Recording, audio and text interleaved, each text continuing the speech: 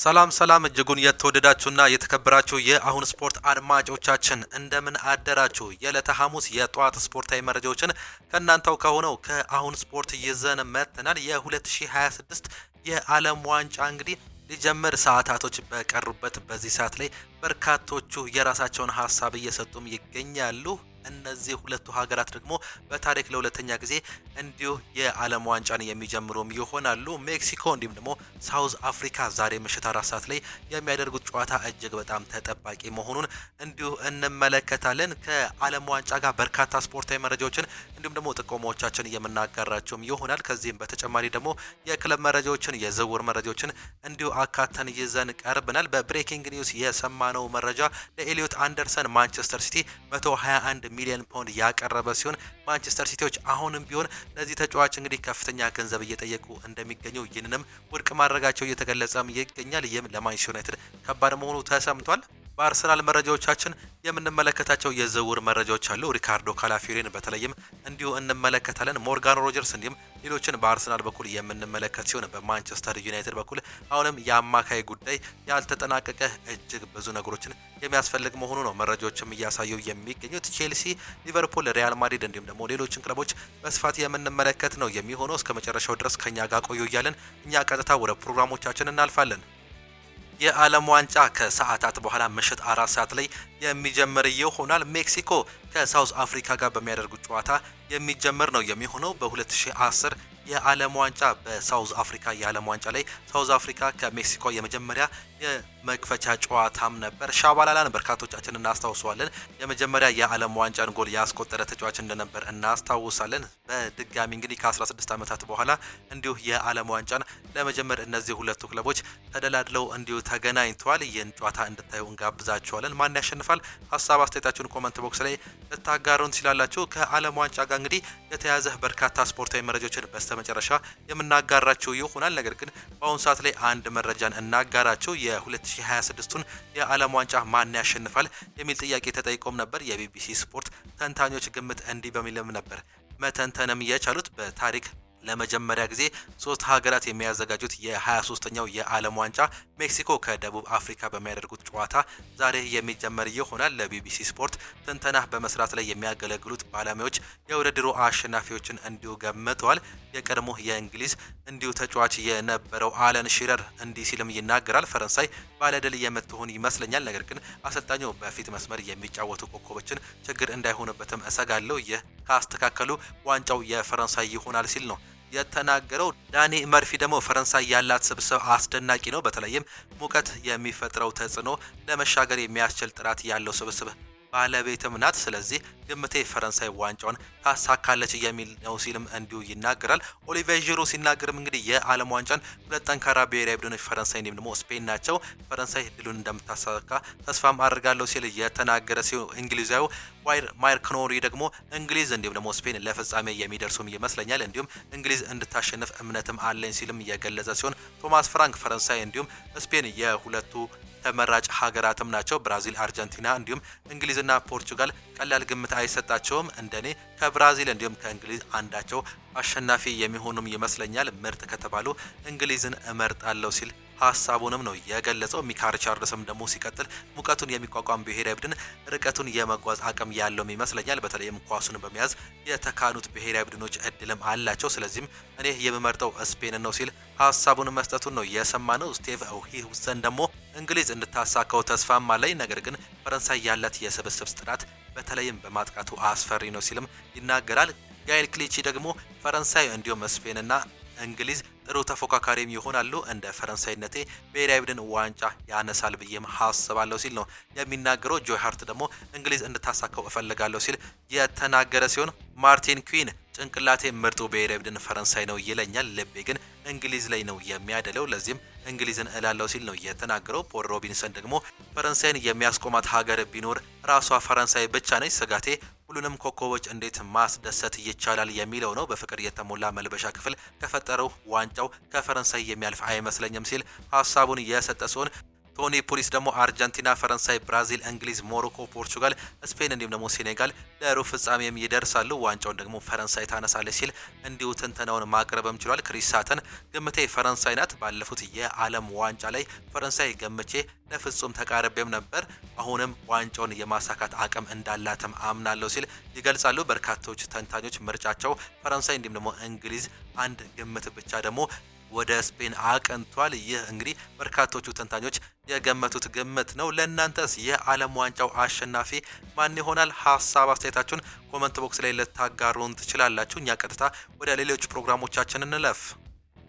ብሩኖ ፈርናንዴዝ ይጠየቃል። ፖርቹጋል ለፍጻሜ ከደረሰች በዛ ጨዋታ የትኛው ብሔራዊ ቡድን በተቃራኒ ማግኘት ትፈልጋለህ ተብሎ ሲጠየቅ ብሩኖ ፈርናንዴዝ እንግዲህ ምንም ግድ የለኝም ከየትኛው ሀገር ጋር ሊሆን ይችላል፣ አንዴ ለፍጻሜው ከበቃን ስለ ተጋጣሚው ማሰብ ከዚያ በኋላ የምትጨነቅበት ሌላው ጉዳይ ይሆናል ሲል ይናገራል። ነገር ግን ሞሮኮን እመርጣለሁ፣ ጓደኛዬ ኑሴር ማዝሬ እዛም አለ፣ ካለፈው የዓለም ዋንጫ ጀምሮ በውስጣችን እየቀረ ያልተወራረደ ሂሳብም አለ ሲል ስለ 2022 የዓለም ዋንጫም ያስታውሳል። ስለዚህ በዚህኛው አጋጣሚ እሱን አሸንፌ የበላይነቱን መውሰድን እፈልጋለሁ ሲል ሀሳቡንም ነው የሰጠው። በ2022 የሩብ ፍጻሜ እንግዲህ በርካቶቻችን እንደምናስታውሰው ሞሮኮ ፖርቹጋልን 1-0 አሸንፋ ነበር ወደ ቀጣዩ ዙር ወደ ግማሽ ፍጻሜ ማለፍም የቻለችው። በዚህም የተነሳ አሁንም ድረስ ይህ ነገር በህሊናዬ አለ፣ ይህን ነገር እንዲሁ መበቀል እፈልጋለሁ ሲል መናገሩን ነው እንዲሁ እየሰማንም የምንገኘው። ሌላኛው እንግዲህ ዩናይትድ ስለ ቨርሳታይሉ አጥቂ ማቲዮስ ፈርናንዴዝም ጠይቋል። ዚርክዜ ሲለቅ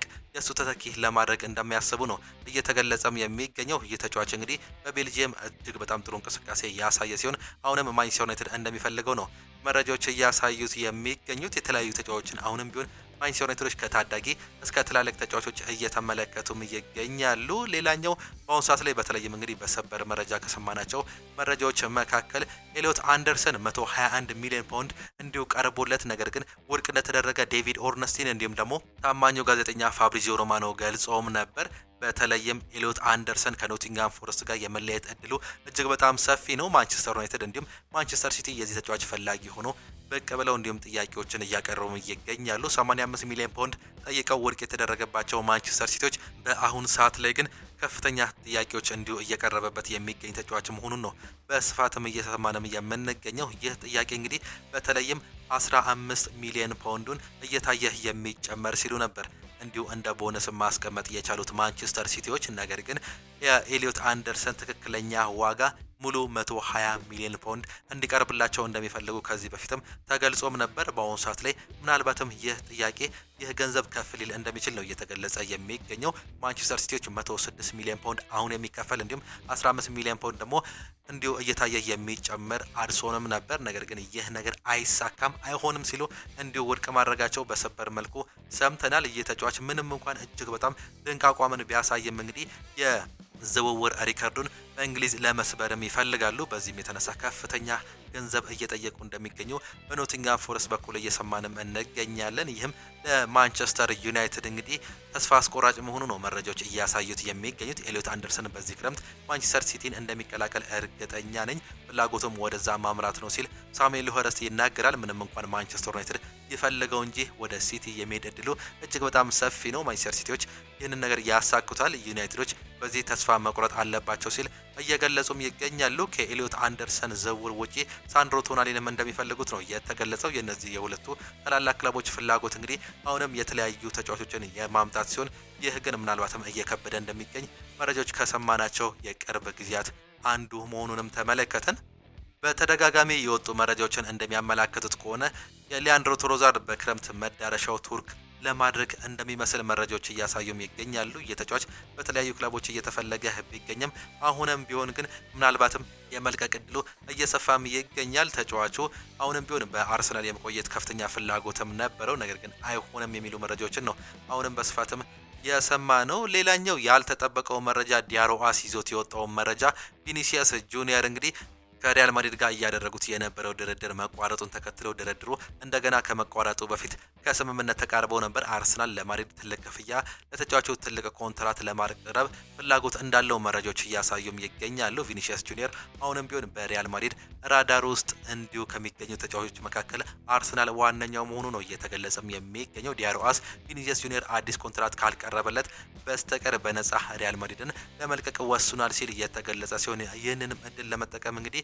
አሰልጣኝ ሚኬል አርቴታ ሊወስዱት የሚችሉበት እድል እንዳለም ይገለጻል። ሚኬል አርቴታ የአርሰናል ባለስልጣናት የሪያል ማድሪድን ኮከብ ቪኒሲየስ ጁኒየርን ሁኔታ እንዲከታተሉትም አሳስበዋል። ተጫዋቹ አንዱ የሚኬል አርቴታ ኢላማ እንዲሁም ደግሞ የመድፈኞቹ የአጥቂ መስመር ለመጨመር የሚያስፈልገውን እንዲሁም ደግሞ የጎደለውን ተጫዋች አድርገውም ይመለከቱታል። በተለይም እንግዲህ የሊያንድሮ ትሮዛርድን እንዲሁም ደግሞ የጋብሪኤል ማርቲኔሊ ትክክለኛ ተተኪ በዛ ቦታ ላይ ትክክለኛ ሰው ብለው እንደሚያምኑት ነው መረጃዎች እያሳዩም የሚገኙት። በዚህም የተነሳ ምናልባት ቪኒሲየስ ጁኒየር አርሰናል ጋር ያለው ስምምነት እጅግ እየሰፋ እንደሚገኝ መረጃዎች እያሳዩም ይገኛሉ። የሊያንድሮ ትሮዛርድ ጉዳይ እንግዲህ በአሁኑ ሰዓት ላይ እጅግ በጣም እየቀረበም እንደሚገኝ መረጃዎች እያሳዩም ይገኛሉ። ወደ ቱርክ የመሄድ እድሉ ሰፊ ነው ሲባልም ነው የሰማነው። ፋብሪዚዮ ሮማኖ ሪያል ማድሪድ ሪካርዶ ካላፊዮሪን የማስፈረም ፍላጎት አላቸው፣ ነገር ግን እስካሁን ምንም እድገት ያሳየ ድርድር የለም። ጠንካራ እንቅስቃሴዎችም አልተደረጉም። አሁንም ቢሆን ግን በራዳር ውስጥ ከሚገኙ ተጫዋቾች መካከል አንደኛው ነው ሲል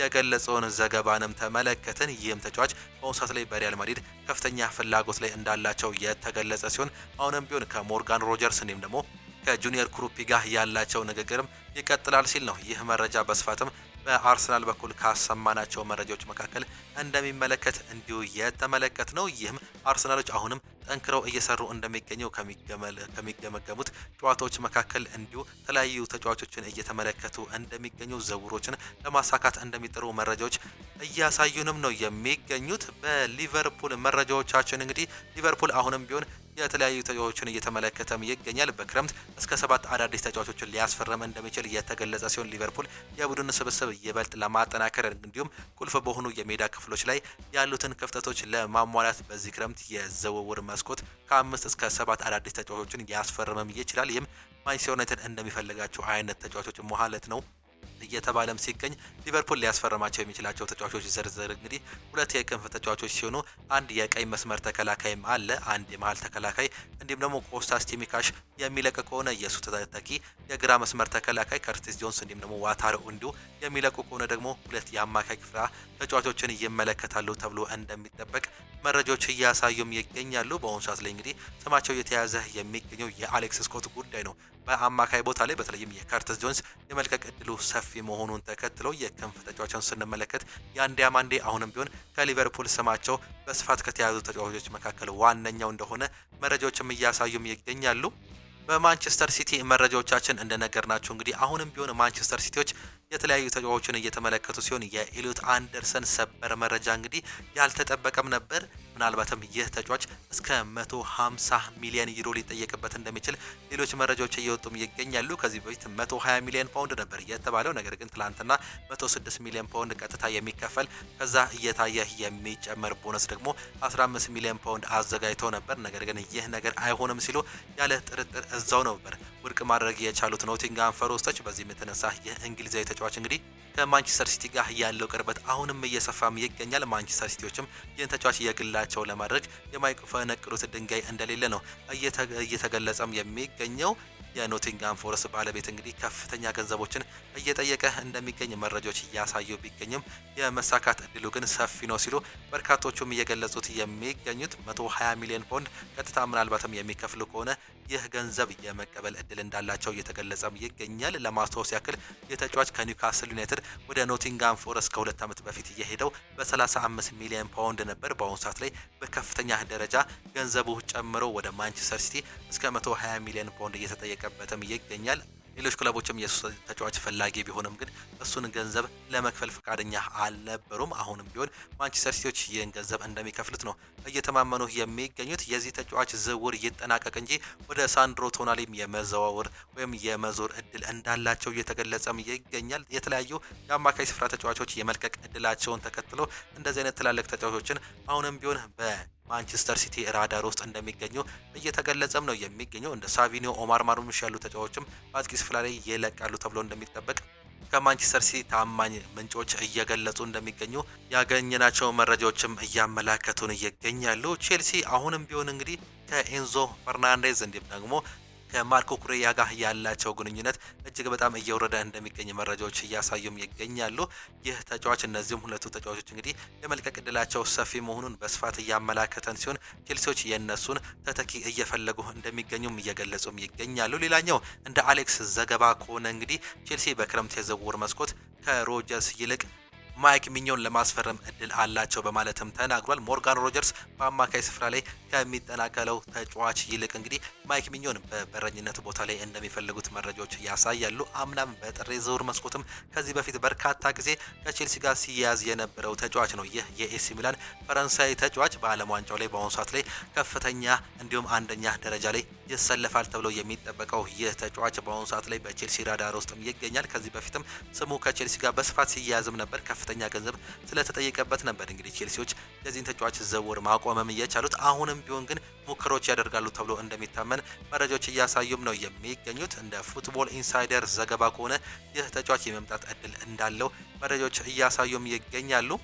ፋብሪዚዮ ሮማኖ ከሪያል ማድሪድ ጋር ያሉት አንዳንድ መረጃዎችን ይዞ ሲወጣ ምንም እንኳን ከስምምነት ላይ ተደርሷል የሚሉ ዘገባዎች ቢወጡም በኮሞ እንዲሁም ደግሞ በሪያል ማድሪድ መካከል ስለ ጎንዛሎ ጋርሲያ የተደረገ ምንም አይነት ስምምነት የለም ሲልም ይገልጻል። ጎንዛሎ ጋርሲያ እስካሁን ድረስ ከ5 በላይ የዝውውር ጥያቄዎች የቀረቡለት ሲሆን የተሻለውን አማራጭ እየተመለከተ የሚገኝ የሪያል ማድሪድ የአጥቂ ስፍራ ተጫዋች ነው። ከኮሞ ምናልባትም ኒኮፓስ የመመለስ እድል ቢኖረውም አሁን የሚወስኑት ብቸኛው ተጫዋች እንግዲህ ብቸኛው ሰው አሰልጣኙ መሆኑ ነው የሚገለጸው። በዚህም የተነሳ አሰልጣኙ ይህን ተጫዋች እፈልጋለሁ የሚል ከሆነ እስከ 9 ሚሊዮን ፓውንድ እየተከፈለበት የመመለስ እድልም አለው። ይህ ተጫዋች በኮሞ ቤት በጣሊያን ሴሪ ድንቅ ዓመቱን ያሳለፈ ሲሆን ለአርጀንቲናም እንዲሁ መካተት የቻለም ተጫዋች ነው። ሪያል ማድሪድ ቀጣይ እቅዶቹ እንግዲህ አንድ ተከላካይ ለማስፈረም ቢያንስ ደግሞ አንድ አማካይ ለማስፈረም እንደሚፈልግ ማርካ እየዘገበም ይገኛል። በአማካይ ስፍራ ላይ አሁንም የተለያዩ ስሞች እየተያዙም ይገኛሉ። ማቲያስ ፈርናንዴዝ በአሁኑ ሰዓት ላይ ከማንቸስተር ዩናይትድ ጋር ስሙ የያያዝ እንጂ ሪያል ማድሪድም የሚፈልገው ሌላኛው ተጫዋች መሆኑ እየተገለጸ ሲሆን ጆዜ ሞሪኒዮ ደግሞ ምናልባትም ቪቺኒያንም እንዲሁ ሊጠይቁ እንደሚችሉ እየተገለጸም ይገኛል። ምንም እንኳን የማይቻል ቢመስልም የቪቺኒያ ነገር ሙከራዎችን ሊያደርጉ እንደሚችሉ አሁንም ግልጽ ያሉ መረጃዎች እያሳዩንም ነው የሚገኙት። በዚህም የተነሳ የአማካይ ስፍራ ተጫዋቾችን ይመለከታሉ ተብሎ ይጠበቃል። በሪያል ማድሪድ በኩል በአሜሪካ ሜክሲኮና እንዲሁም ደግሞ በካናዳ የሚዘጋጀው የ2026 የዓለም ዋንጫ ሊጀመር ሰዓታቶች ብቻ ይቀሩታል። ምሽት ላይ በሚጀምረው የዚህ ጨዋታ እንግዲህ በርካቶቹ የሚጠብቁት ይሆናል። በሜክሲኮ ነው ይህ ጨዋታ የሚጀምረው። ሜክሲኮ ከሳውዝ አፍሪካ ጋር የሚያደርጉት የመጀመሪያ ጨዋታ ይጠበቃል። በርካቶቻችን እንደምናውቀው እንግዲህ በአፍሪካ ምድር ለመጀመሪያ ጊዜ በተካሄደው የአፍሪካ ዋንጫ ጨዋታ የመጀመሪያው ጨዋታ ሜክሲኮ ከሳውዝ አፍሪካም ነበር። በዛ ጨዋታ ላይ ሻባላላ ያስቆጠራትን ጎል በርካቶቻችን እንግዲህ የምናስታውሰው ጎልም ነበር። በዛ ጨዋታ ላይ ሜክሲኮ ከሳውዝ አፍሪካ ጋር ያደረጉትን ጨዋታ በአቻ ውጤት ነው ማጠናቀቅም እየቻሉት። ከ16 ዓመታት በኋላ ዳግም በሜክሲኮ በሚደረገው የዓለም ዋንጫ ደግሞ ሜክሲኮ ከሳውዝ አፍሪካ ጋር ዳግም የሚገናኙበትን ይህንን እድል እንዲሁም አግኝተዋል። የ2026 የዓለም ዋንጫ በርካቶቹ የሚጠብቁት ሲሆን ነገር ግን ምናልባትም እንግዲህ በከባድ ሙቀት ውስጥ የሚዘጋጀው እንዲሁም ደግሞ በፖለቲካ ኮንፍሊክት ውስጥ የሚካሄደው ይህ የዓለም ዋንጫ በርካቶችን እያጓጓ ነው የሚገኘው። በዚህ ከሚነሱ አንዳንድ መረጃዎች መካከል እንግዲህ የኢራንና የአሜሪካ እሰጥ አገባ አሁንም በኳሱ ላይ እንዲሁ ጫናም እየፈጠረም ይገኛል። አሜሪካ በርካታ ነገሮችን እያደረገችም ይገኛል። በተለይም እንግዲህ እነዚህ ተጫዋቾች በአሜሪካ እንደማያድሩ ነው እየታወቀም የሚገኘው። ጨዋታዎችን አድርገው እንደሚመለሱ እንዲሁ ተገልጿል። ወደ ሜክሲኮ ወይም ደግሞ ካናዳ ሄደው እንደሚያድሩ መረጃዎችም ነው እያሳዩትም የሚገኙት። ከዚህም በተጨማሪ እንግዲህ ይህ ለየት የሚያደርገው በሶስት ሀገራት ጣምራነት መካሄዱ ነው። ይህንንም እንግዲህ ልዩነት የፈጠረ የዓለም ዋንጫ መሆኑ ሲገለጽ 48 ሀገራትም እንደሚሳተፉበትም ነው የተረጋገጠው። ዛሬ ምሽት 4 ሰዓት ላይ ይህ ጨዋታ የሚጠበቅም ይሆናል። ካሁን በኋላ እንግዲህ ለአንድ ወራት ያክል ይህንን የዓለም ዋንጫ የምንመለከት ይሆናል። 48 ሀገራትም እንግዲህ በዚህ የዓለም ዋንጫ አሸናፊ ለመሆን እርስ በርስ የሚፋለሙም ነው የሚሆነው። በዚህ የዓለም ዋንጫ የተለያዩ ነገሮችን እየተነሱም ይገኛሉ። ፖርቹጋል አሰልጣኝ የሆነው ሮቤርቶ ማርቲኔዝ እንዲህ ሲል ነው የሚናገረው። ሮናልዶ አሁንም አደገኛ ነው ሲል ይናገራል። ፖርቹጋል ከሱ ጋር ጠንካራ ነችም ሲሉ ነው የሚናገሩት። የፖርቹጋል ብሔራዊ ቡድን ዋና አሰልጣኝ ሮቤርቶ ማርቲኔዝ ክሪስቲያኖ ሮናልዶ አሁንም አደገኛ ነው የሚል ጽኑ እምነት እንዳላቸው የገለጹ ሲሆን ከዓለም ዋንጫው በፊት ስለ ሮናልዶ የተጠየቁት አሰልጣኙ ፖርቹጋል ከሮናልዶ ጋር የበለጠ ጠንካራ ነች የሚል እምነት አለኝ በማለትም ተናግሯል። ሮናልዶ ጨዋታን የቀየረ ልዩ ተጫዋች ነው ሲሉ የገለጹት ሮቤርቶ ማርቲኔዝ የሱ ቁርጠኝነት አሁንም ለታዳጊዎች ምሳሌ ነው ሲሉም ይገልጻሉ። ሮናልዶ አሁንም ለቡድኑ ስለሚያስፈልግበት ምክንያት ያነሱት ማርቲኔዝ እሱ አሁንም እንደ በፊቱ አደገኛ ነው ሲሉም ነው ሀሳባቸውንም የሰጡት። ሮናልዶ አሁንም ለቡድኑ እንዲሁ አስፈላጊ ተጫዋች ነው። ተጽዕኖ፣ ሰዓት አጠባበቁ፣ ቦታ አያያዙ፣ አጨራረሱ እንዲሁም ደግሞ ተከላካይ አስጨናቂነት እንዳለው የሚናገሩት አሰልጣኙ ይሄ በጣም ትልቅ ጥንካሬ ነው ሲሉትም ነው እንዲሁ የገለጹት። ሮናልዶ ለቡድኑ የሚሰጠው ነገር መጠቀም እንዲሁም ደግሞ የኛ ኃላፊነት ነው ሲሉ እየተናገሩ ሲሆን አስተሳሰቡ ገና የ18 ዓመት ነው ሲሉ ሮቤርቶ ማርቲኔዝ መናገራቸውንም ሰምተናል። ፖርቹጋል ከሮናልዶ በኋላ ምን ልትመስል እንደምትል ጥያቄ የቀረበላቸው ማርቲኔዝ ሮናልዶ በፍጹም ሊተካ የማይችል ነው ሲሉም ነው የገለጹት። አክሎም እሱንም መሳይ ፈጽሞ ፈለገህ አታገኝም፣ ነገር ግን መፍትሄ መፈለግም አለበት። የሮናልዶ ቁጥር በአንድ ተጫዋች ብቻ የሚሞከር አይደለም ነው ሲሉ እንዲሁ ሀሳባቸውንም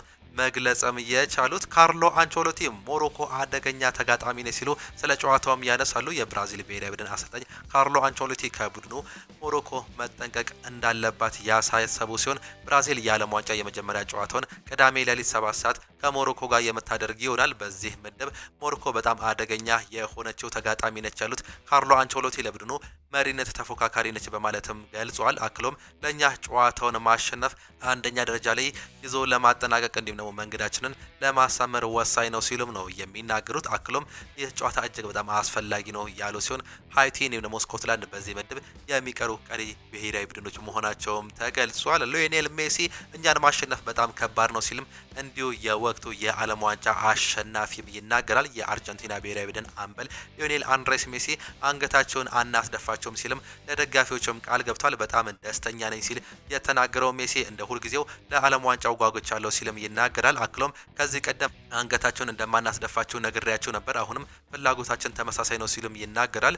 ሁሉም በአንድ ነገር እርግጠኛ መሆን ይቻላል፣ ተጋጣሚያችን እኛን ማሸነፍ ከባድ ይሆንባቸዋል ሲል መናገሩን የሰማን ሲሆን አሰልጣኙ ሊዮኔል ስካሎኒ ደግሞ ዋንጫውን እናሸንፋለን ማለት ከባድ ነው ሲሉም ሀሳባቸውን ነው የሰጡት። የአርጀንቲና ብሔራዊ ቡድን አሰልጣኝ ሊዮኔል ስካሎኒ በዓለም ዋንጫው እስከ መጨረሻ እንደሚፋለሙም ገልጿል። ዓለም ዋንጫን እናሸንፋለን ማለት ከባድ ነው ያሉት ስካሎኒ ምክንያቱም በጣም የተወሳሰበ ነው ሲሉም ይገልጻሉ። ነገር ግን ተጫዋቾቹ ሜዳ ላይ ያላቸውን ሁሉ እንደሚሰጡም እርግጠኛ ነኝ ሲሉም ገልጿል። እስከ መጨረሻው ሁሉንም እናደርጋለን ሲሉ ጨምረው የተናገሩ ሲሆን አርጀንቲና ከአይስላንድ የአቋም መፈተሻ ጨዋታን አድርጋ በሊዮኔል አንድሬስ ሜሲ ባርኮ እንዲሁም ደግሞ አልማዳ ግቦች 3-0 ማሸነፏን የምናስታውሰው ጉዳይ ነው። ሮድሪጎ ዲ ፖልም ሲናገር እንግዲህ ከዚህ በፊት ማንንም አላከበርንም፣ በዚህ ሁሉ አመታት ውስጥ ብዙ ጊዜ ተናደናል እንዲሁም ቆስልናል ሲልም ይናገራል። ከዛ በኋላ ያመጣነው ስኬት ማንም ሳያገዘን ነው፣ ሁላችንም ላይ በራሳችን አሳክተናል ሲል የተናገረ ሲሆን የ2024 የኮፓ አሜሪካ የፍጻሜ ውድድር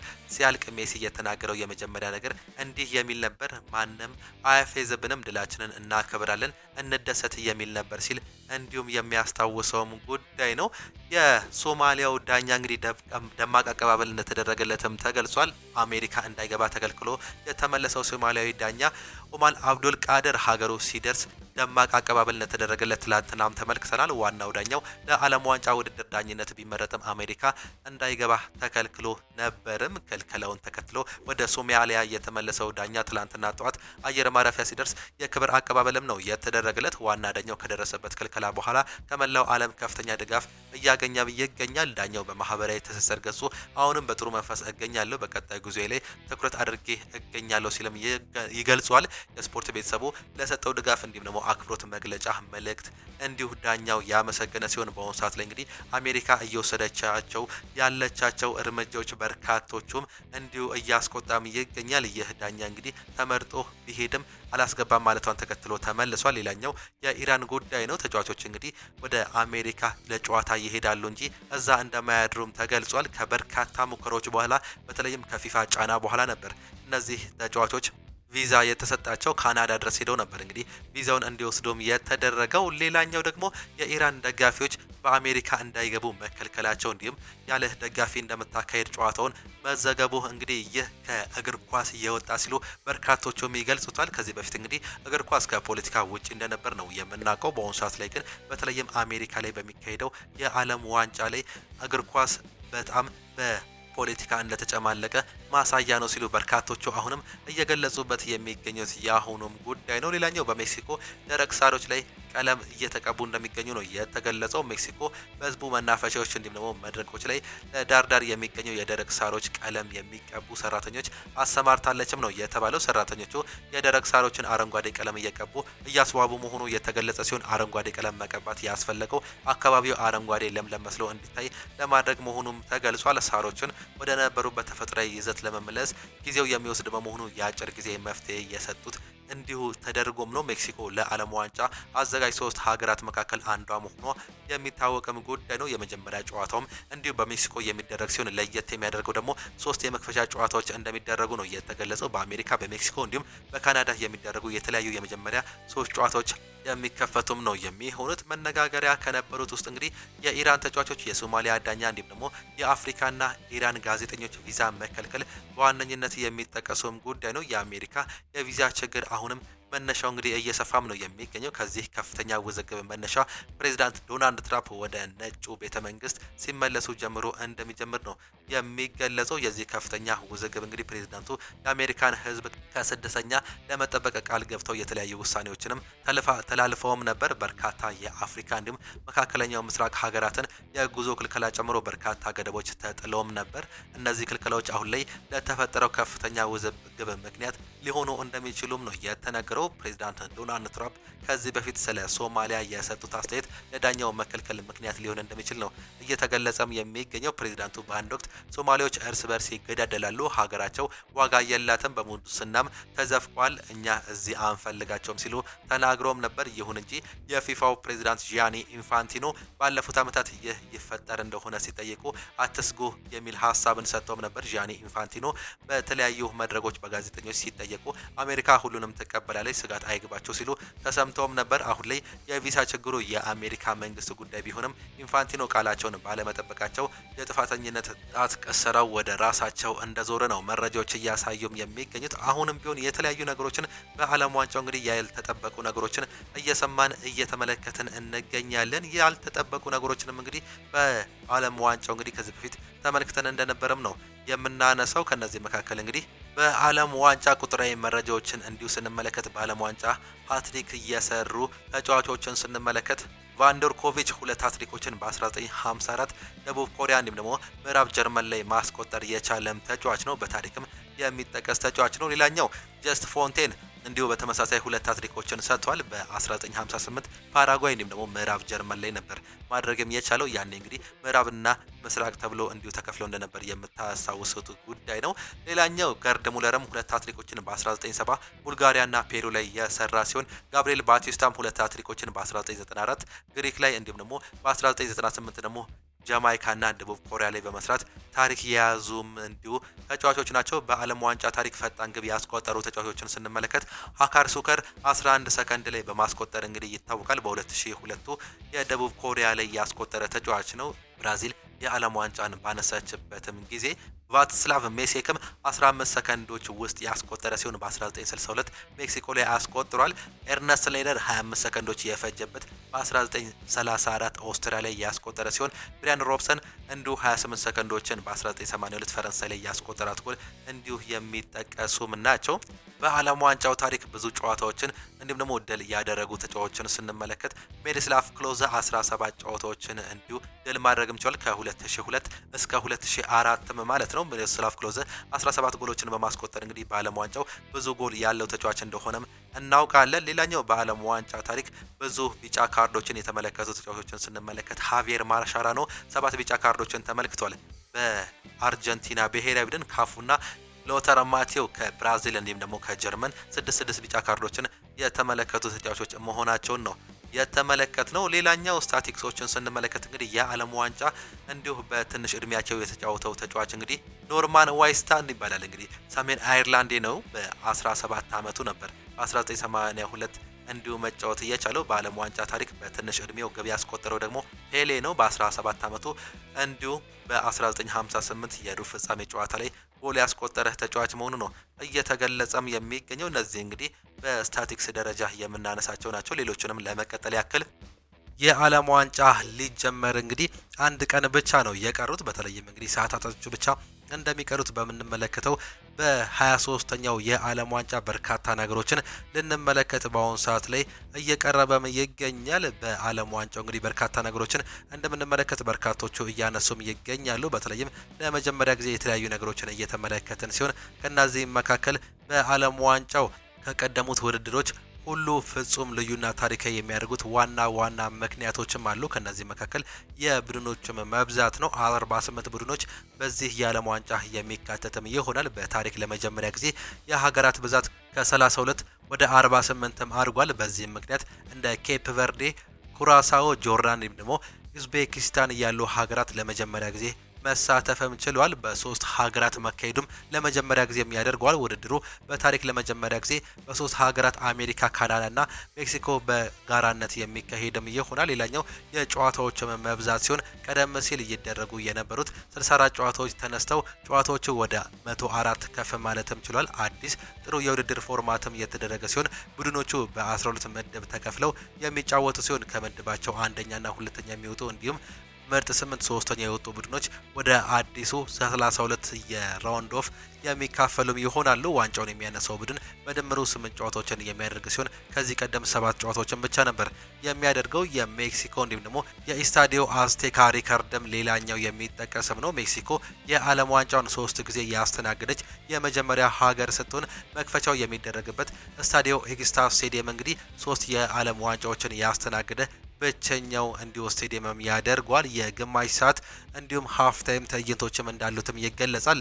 እንደ አሜሪካው ሱፐር ቦል ሁሉ በዚህኛው የዓለም ዋንጫ ፍጻሜም ላይ ለመጀመሪያ ጊዜ እንደ ማዶና፣ ሻኪራና ቢቲኤስ ያሉ ታዋቂ አርቲስቶች የሚሳተፉበት ትልቅ የሙዚቃ ትዕይንትም ይቀርባልም ነው የተባለው። የታዋቂ ተጫዋቾች የመጨረሻ ዋንጫም ይሆናል ተብሎ ይጠበቃል። እንደ ክሪስቲያኖ ሮናልዶ በ41 ዓመቱ የሚሳተፈው ይህ የፖርቹጋል ላይ ተጫዋች እንዲሁም ሊዮኔል አንድሬስ ሜሲ በ39 ዓመቱ አርጀንቲናን የሚወክሉ ታላላቅ ተጫዋቾች ለስድስተኛ ጊዜ በዓለም ዋንጫው በመሳተፍ አዲስ ታሪክ የሚጽፉበት የመጀመሪያው ውድድራቸውም ሊሆንም እንዲሁ መቃረባቸው ነው የተመለከት ነው። በ2026 የዓለም ዋንጫ ላይ በጉጉት የሚጠበቁ ታዋቂ ኮከቦችን በሶስት ዋና ክፍሎች የምንመለከት ሲሆን ታሪካዊዎቹን ደግሞ አንጋፋዎቹ ኮከቦች የመጨረሻ ዳንስ ወይም ደግሞ ዘ ላስት ዳንስ ይሆናል ተብሎ ይጠበቃል። ከነዚህ መካከል እንግዲህ እነዚህ ተጫዋቾች ለስድስተኛ ጊዜ በዓለም ዋንጫው ለመሳተፍ እንግዲህ ቀርበዋል። ከነዚህ መካከል ሊዮኔል አንድሬስ ሜሲ በአርጀንቲና በኩል በ39 ዓመቱ የወቅቱን ሻምፒዮን አርጀንቲናን እየመራ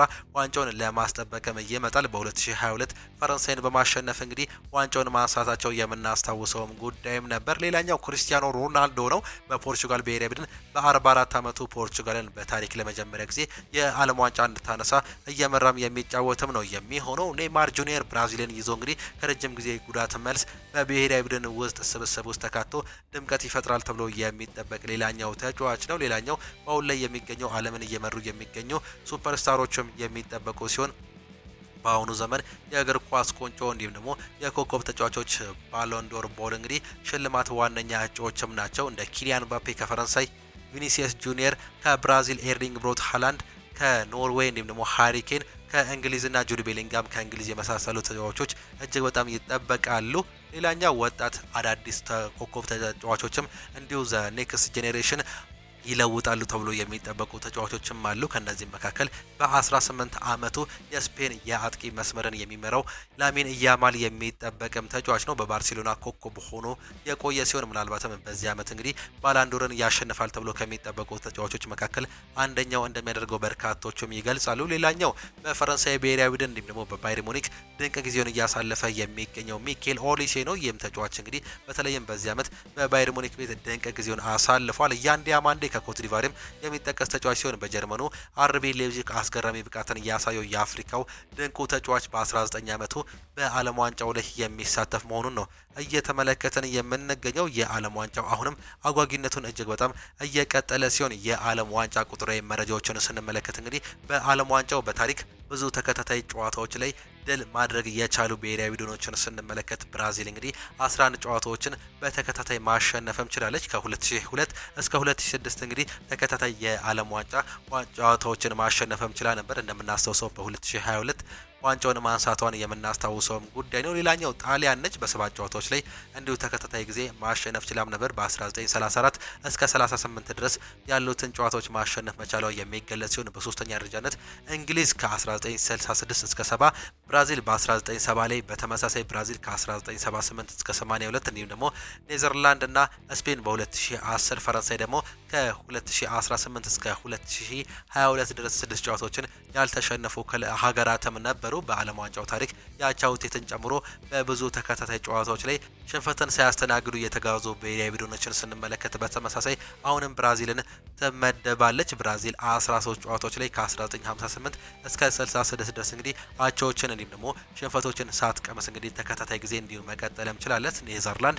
በ12 ጨዋታዎች፣ ጣሊያን በ12 ጨዋታዎች እንዲሁም ደግሞ ኡራጋይ፣ ብራዚል እንደገና ጀርመን 11 ጨዋታዎችን እንግዲህ ባለመሸነፍ ታሪክም አላቸው። ብራዚል እንግዲህ ወደ 4 ጊዜ የሚጠጋም እንዲሁ 11 ጨዋታዎችን እንዲሁ ሳትሸነፍም አልፋለች። በዓለም ዋንጫው ታሪክ የአቻ ውጤትን ጨምሮ ብዙ ተከታታይ ጨዋታዎች ላይ ያለ ድል የተጓዙ ብሔራዊ ቡድኖችን ስንመለከት ቡልጋሪያ 17 ጨዋታዎችን እንዲሁ በተመሳሳይ ታሪክም ይዛለች ከ1962 እስከ 1994። ደቡብ ኮሪያ ደግሞ 14 ጨዋታዎች ላይ ያላሸነፈች ሲሆን ከ1954 እስከ 1998ም እንዲሁ አለማሸነፏም ይገለጻል። ቺሊ ከ1966 እስከ 98 እንዲሁም ሜክሲኮ ከ1930 እስከ 62፣ ቱኒዚያ ደግሞ ከ1978 እስከ 2018 13 ጨዋታዎችን ባለማሸነፍ የያዙ ሪከርዶች ሲሆን ሳውዲ አረቢያ 12 ጨዋታዎችን ከ1994 እስከ 2018 ታሪክ የያዙም ሀገራትም ናቸው። የዓለም ዋንጫ ቁጥራዊ መረጃዎችን ስንቀጥል በዓለም ዋንጫው ታሪክ በአንድ ጨዋታ ብዙ ቀይ ካርዶችን የተመዘዘባቸው ጨዋታዎችን ስናስተውል ፖርቹጋል ከኔዘርላንድ በ2006 የ16 ጥሎ ማለፍ ውስጥ 4 ቀይ ካርዶችን ተመልክተንም ነበር። ሌላኛው በሁለተኛ ላይ የሚቀመጠው ብራዚል ከቼክ ኦስሎቪያ ጋር በ1938 የሩብ ፍጻሜ ጨዋታ ላይ 3 ቀይ ካርዶችን ተመልክታም ነበር። በተመሳሳይ ብራዚል ከሃንጋሪ በሶስተኛ ደረጃነት የተቀመጠ ሲሆን 3 ቀይ ካርዶችን ተመልክተዋል። በ1954 የሩብ ፍጻሜም ጨዋታ ደቡብ አፍሪካ ከዴንማርክ ደግሞ በ1996 የምድብ ጨዋታ 3 ቀይ ካርዶችን የተመለከቱ ሲሆን አውስትራሊያ ከክሮኤሺያ በ2006 የምድብ ጨዋታ 3 ቀይ ካርዶችን በተመሳሳይ ተመልክቷል። ጣሊያንም ከአሜሪካ በ2006 እንግዲህ የምድብ ጨዋታ 3 ቀይ ካርዶችን ተመልክቷል። እጅግ በጣም የሚገርመው በአንድ የዓለም ዋንጫ በተለይም በ2006 እንግዲህ በአጠቃላይ በጨዋታዎች ላይ በርካታ ቀይ ካርዶችን የተመለከትንበትም አመትም ነበር። በርካቶቻችን እንደምናስታውሰን በጣሊያን ላይ እንግዲህ ጣሊያን ያሸነፈችው የዓለም ዋንጫ ላይ ፖርቹጋል ከኔዘርላንድ በጥሎ ማለፍ ላይ እንደነገርናቸው 4 ቀይ ካርዶችን ከዛም በኋላ አውስትራሊያ ከክሮኤሺያ እንዲሁም ጣሊያን ከአሜሪካ 3 ቀይ ካርዶችን በዚሁ የዓለም ዋንጫ ላይ ተመልክተናል። በዓለም ዋንጫው ታሪክ በአንድ ጨዋታ ብዙ ቢጫ ካርዶችን የተመዘዘባቸው ጨዋታዎችን ስንመለከት ኔዘርላንድ ከአርጀንቲና በ2022 የሩብ ፍጻሜ ጨዋታ 18 ቢጫ ካርዶችን ተመልክተንም ነበር። በርካቶቻችን እንደምናስታውሰው እጅግ በጣም ውዝግብ የበዛበት ጨዋታም ነበር። ምናልባትም ያ ጨዋታ እንግዲህ በርካቶቹ ያነሱታል። አርጀንቲና ያን ጨዋታ መሸነፍ ነበረባት ሲሉ የሚያነሱትም ጨዋታም ነበር። ብዙ ንትርክ፣ ብዙ ቢጫ ካርዶችን የተመለከትንበትም ጨዋታም ነበር። ጀርመን ከካሜሮን በ2002 የምድብ ጨዋታ ላይ 16 ቢጫ ካርዶችን የተመለከቱ ሲሆን ፖርቹጋል ከኔዘርላንድ በ2006 የ16 ጥሎ ማለፍ ውስጥ 16 ቢጫ ካርዶችን ተመልክቷል። ይህ እንግዲህ ቀደም እንደነገርናቸው ፖርቹጋል ከኔዘርላንድ 4 ቀይ ካርዶችን በተመለከቱበት ጨዋታ 16 ቢጫ ካርዶችን ነበር እንዲሁ የተመዘዘው። ኔዘርላንድ ከስፔን በ2010 የፍጻሜ ጨዋታ 14 ቢጫ ካርዶችን ተመልክተንም ነበር። ስፔን ባሸነፈችው የዓለም ዋንጫ ላይ ሴኔጋል ከኡራጓይ በ2002 የምድብ ጨዋታ ላይ 12 ቢጫ ካርዶችን እንዲሁ መመልከታቸው ታሪክም ያወሳናል። በዓለም ዋንጫው ታሪክ እስካሁን በድምሩ ብዙ ቢጫ ካርዶችን ያስመዘገቡ ብሔራዊ ቡድኖችን ስንመለከት አርጀንቲና 129 ቢጫ ካርዶችን ያስመለከተች የመጀመሪያው ሀገር ሆና ስትመዘገብ ጀርመን 125 ቢጫ ካርዶችን ተመልክታለች። ኔዘርላንድ 107 ቢጫ ካርዶችን እንዲሁም ደግሞ ብራዚል 104 ቢጫ ካርዶችን የተመለከቱ ሀገሮች ናቸው። እጅግ በጣም የሚገርመው እንግዲህ ብራዚል በ23 የዓለም ዋንጫ ላይ 22ቱን መሳተፍ የቻለች የመጀመሪያ ታሪክ ያላት ሀገር ናት። ነገር ግን ከሌሎቹ በዝቅተኛ ደረጃነት የምትቀመጥ መሆኗን ነው እየተመለከተን የምንገኘው። 48 ሀገራትን በምንመለከተው በዚህ ውድድር ላይ እንደነገርናቸው ካናዳ፣ ሜክሲኮና ዩኤስኤ ማዘጋጀታቸውን ተከትሎ ቀጥታ የሚያልፉም ይሆናል። በዚህ ላይም የሚሳተፉ መሆናቸውን አረጋግጧል። ሌሎቹን ሀገራት ስንመለከት በቅደም ተከተል ሁሉንም የምናነሳቸው ይሆናሉ። በዓለም ዋንጫ ታሪክ ብዙ ጊዜ በመሳተፍ ቀዳሚ የሆኑትን ከ1 እስከ 48ኛ ያሉትን ሀገራት በቅደም ተከተል የምንመለከት ሲሆን ከ1ኛ እስከ 10ኛ ደረጃ ላይ ያሉ ቁንጮ ሀገራትን ስንመለከት እንግዲህ ብራዚል ለ23ኛ ጊዜ ነው የምትሳተፈው። ይህም የሁሉንም የዓለም ዋንጫዎች የተሳተፈች ብቸኛዋ ሀገርም ያደርጋታል። ጀርመን ለ21ኛ ጊዜ የምትሳተፍ ሲሆን አርጀንቲና 19 ጊዜ እንዲሁ የምትሳተፍ ይሆናለች። ጣሊያን ከዚህ በፊት እንግዲህ 18 ጊዜ የተሳተፈች ሲሆን በዚህ የዓለም ዋንጫ ግን የማትካተት ሀገር መሆኗን ነው መመልከትም የቻለው። ሜክሲኮ ለ18ኛ ጊዜ፣ ፈረንሳይ ለ17ኛ ጊዜ፣ እንግሊዝም በተመሳሳይ ለ17ኛ ጊዜ፣ ስፔን በተመሳሳይ ለ17ኛ ጊዜ የሚሳተፉ ሲሆን ኡራጓይና ቤልጂየም ለ14ኛ ጊዜ የሚሳተፉም ሀገራት መሆናቸውን ነው መመልከትም የቻልነው። ከ11ኛ በኋላ ያሉትን ሀገራትን ደግሞ ስንመለከት ስዊድን፣ ስዊዘርላንድ እንዲሁም ደግሞ ደቡብ ኮሪያ 12 ጊዜ የተሳተፉ ሀገራትም ናቸው። አሜሪካን እንዲሁም ደግሞ ኔዘርላንድን ጨምሮ ማለት ነው። እንደ ሃንጋሪ እንዲሁም ደግሞ ቺሊ ያሉ ሀገራት 9 ጊዜ የተካተቱ ሀገራት መሆናቸውንም ተመልክተናል። በዚህ የዓለም ዋንጫ በርካታ ሀገራት አሁንም እየተጠበቁ ይገኛሉ። አሁንም ቢሆን እንግዲህ አርጀንቲና ዳግም የምታነሳበት እድል እንዳለ በርካቶቹ የሚጠቁሙትን የሚሆን ሲሆን ሌላኛው ስፔን፣ ጀርመን እንዲሁም ደግሞ እንግሊዝና ፖርቹጋልን ጨምሮ በርካታ ሀገራት ለዚህ የዓለም ዋንጫ እጩ ሆነው ይጠበቃሉ። ትላንትና ከተመለከትናቸው አንዳንድ መረጃዎች መካከል እንግዲህ የጋናው ታዋቂ ጠንቋይ እንግዲህ ፖርቹጋል ለ2026 የዓለም ዋንጫ አሸናፊ ትሆናለች ሲል እንዲሁ መተንበዩ ነው መረጃዎች እያሳዩን የሚገኙት። ፖርቹጋል ምናልባትም ይህንን ነገር የምታሳካ ከሆነ ክሪስቲያኖ ሮናልዶ በታሪኩ ሁሉንም ነገር ያሳካ ሌላኛው ተጫዋች በመባል እንግዲህ የሚጠራም ይሆናል። በ2026 የዓለም ዋንጫ ላይ ሊዮኔል አንድሬስ ሜሲ ይህንን ታሪክ በደማቁ ከፍ ማድረግ የቻለ እንዲሁም ደግሞ ከሁሉም በልዩነት የሚቀመጥ ተጫዋች መሆኑን አስቀምጦልንም ነበር። በአሁኑ ሰዓት ላይ ምናልባትም ክሪስቲያኖ ሮናልዶ ይህንን እድል እየተጠቀመበት ይሆን በርካቶቹም ያነሳሉ። በተለይም ፖርቹጋል እንግዲህ እጅግ በጣም ድንቅ ስብስብን መያዝም ችላለች። ከበረኛ እስከ አጥቂ ላይ እጅግ በጣም አስገራሚ ተጫዋቾችም አሏቸው። በዚህ ዓመት ድንቅ አቋማቸውን ያሳዩት የአማካይ ስፍራ ተጫዋቾች ለምሳሌ ያክል እንደ ቪቲኒያ፣ ዣኦ ኔቬዝ፣ ብሩኖ ፈርናንዴዝ እንዲሁም ሌሎች ተጫዋቾች እንግዲህ ይህንን ቲም ይዘውት ይዘልቁታል ተብሎ የሚጠበቅ ሲሆን ለዓለም ዋንጫ እንዲሁ እየተጠበቁም ይገኛሉ። አርጀንቲና ቢሆን እንግዲህ በአሁኑ ሰዓት ላይ የምትጠበቀው ሌላኛው ሀገር ናት። በዚህም ምናልባትም የዓለም ዋንጫ ለሁለተኛ ጊዜ ታሳካ ይሆን በርካቶቹም የሚጠብቁት ሲሆን እንደ ስፔን፣ ጀርመን ያሉ ሀገራትም በዚህ ዓለም ላይ የሚጠበቁ መሆናቸው እየተገለጸም ይገኛል። ሌሎች የዓለም ዋንጫ መረጃዎቻችን ለመጨመር ያክል እንግዲህ በርካታ ነገሮች አሁንም እየተነሱም ይገኛሉ። በዓለም ዋንጫ አዘጋጇ ሀገር ምን እየተፈጠረ ይገኛል የሚለውን ስንመለከት የዓለም ዋንጫ መክፈቻ ጨዋታ የሚያስተናግደው የሜክሲኮ አዝቴክ ስቴዲየም መንገድ በተቃዋሚዎች መዘጋጁም ተገልጿል። በሺዎች የሚቆጠሩ ተቃዋሚዎች ወደ ስቴዲየሙ የሚወስደውን መንገድ መዝጋታቸው ነው በትላንትናው ዕለት የተገለጸው። ስቴዲየሙ ሐሙስ የሜክሲኮ እንዲሁም የደቡብ አፍሪካን የዓለም ዋንጫ መክፈቻ ጨዋታ የሚያስተናግድ ይሆናል። መንገዱ የዘጉ ተቃዋሚዎች እንግዲህ የደሞዝ ጭማሪን እንዲሁም የጥሮታ ማሻሻያ ሕግን መሰረዘን እየጠየቁ እንደሚገኙ ነው የተገለጸው። የሀገሪቱ መንግስት ተቃዋሚዎች የጠየቁት ማድረግ እንደማይቻል ማሳወቁ ከዚህ በፊት ተገልጿል ሲል መረጃዎች የሚያሳዩም ይሆናሉ። የቀድሞ ተጫዋች ዌስሊ ሽናይደር ኔዘርላንድ አሁን ላይ የዓለም ዋንጫን አታሸንፈም ሲልም ይናገራል። የቀድሞ የኔዘርላንድ ተጫዋች ዌስሊ ሽናይደር በዓለም ዋንጫው ከኔዘርላንድ የተሻሩ ቡድኖች መኖራቸውንም ነው የገለጸው። ኔዘርላንድ